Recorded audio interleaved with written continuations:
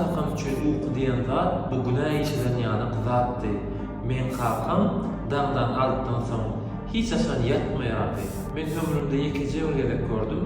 Kakamyň fikri dokwa çölli ýatandy. Oşol gören portalymdan soňra kakam 2 aýdan soň dünýäden ötdi. Näme boldy?